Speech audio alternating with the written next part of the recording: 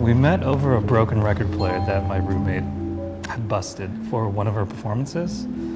And unfortunately, I was trying to fix it, but I wasn't able to. And I think I was trying to just get closer and to be more intimate, but a broken record player, performance art department at the School of Art Institute.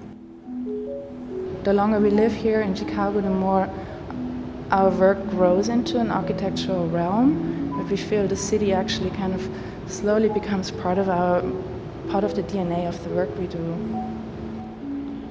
Architecture found us in a very circumspect way. We weren't completely attracted to it.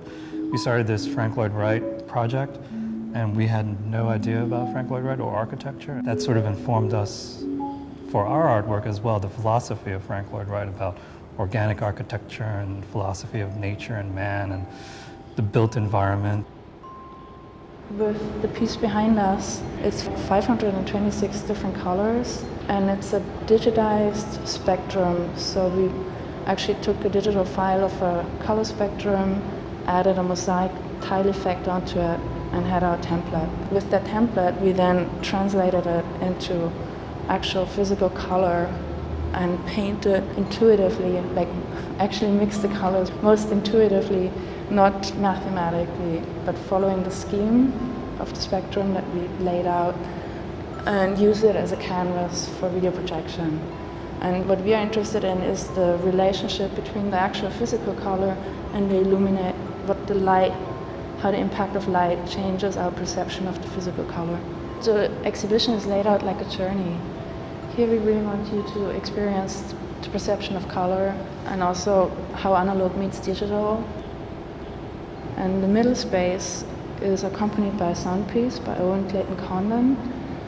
And it's based on tones. He gave us 6 tones, played through 3 instruments, the glockenspiel, the cymbal, and wineglasses. And for each tone, we gave him a free association of a color. So we are playing with the idea of synesthesia, of how color and sound relate or can create this connection of like seeing and hearing. As you go into the third room, it's mostly about how light travels and creates the illusion of expanding space. The third piece is inspired by the architecture of the gallery of the Chicago rooms and how it has this narrow doorways. So we mimic the narrow doorway and open it up through reflective surface.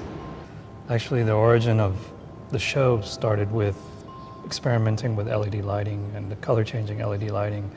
And we had just 2 color strips of paper on the floor, and we were cycling through RGB colors. And they would change, and our perception and our observation of the colored papers would completely change. And we were so fascinated with that idea. I know, it's basic lighting 101, but for our observation, it was such this deception and perception of color and light, this additive, subtractive quality, completely mesmerized us. And so from that point of light, we sprung forth Shift.